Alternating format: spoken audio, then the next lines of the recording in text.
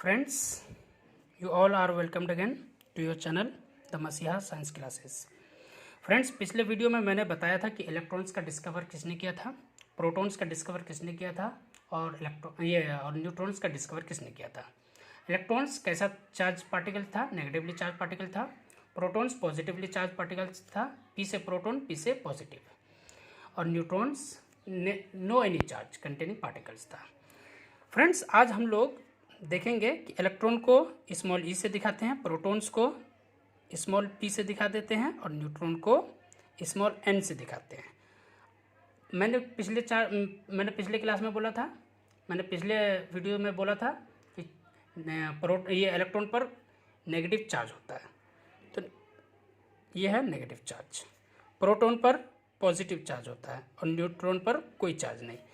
तो इलेक्ट्रॉन पर जो चार्ज होता है या इलेक्ट्रॉन का जो चार्ज होता है तो वो कितना होता है? -1.6 इंटू 10⁻⁻19 और चार्ज का यूनिट होता है फ्रेंड्स कूलम। ओके, तो -1.6 इंटू 10⁻⁻19 कूलम।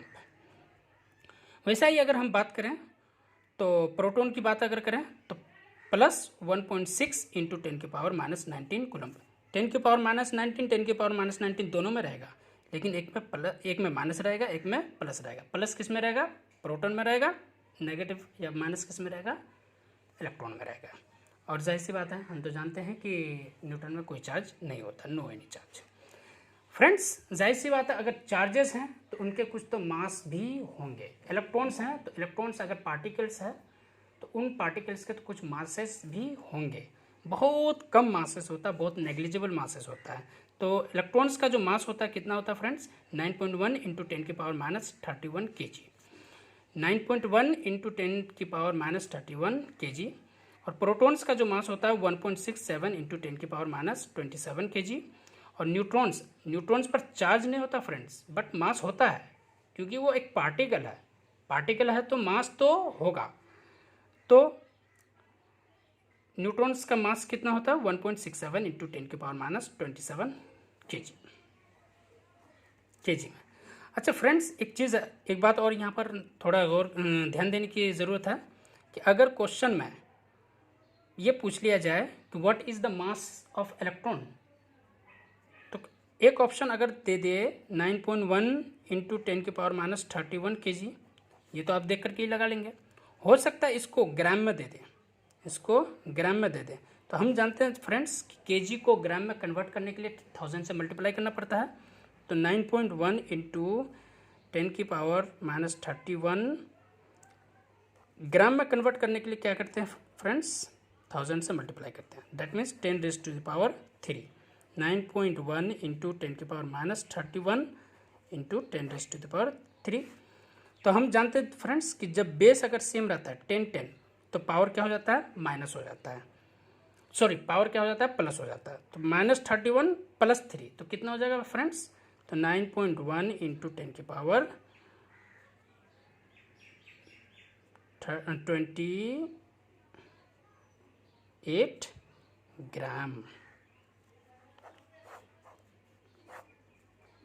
ओके फ्रेंड्स, वैसा ही इसमें प्रोटॉन्स की अगर बात करें हम तो कितना हो जाएगा? 1.67 इंटू 10⁻27 है, उसमें से आपको 3 कम कर देना है, मतलब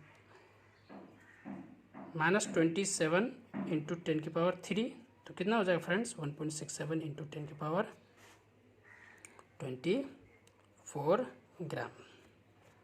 okay friends, as like it neutrons का भी इसके बराबर हो जाएगा।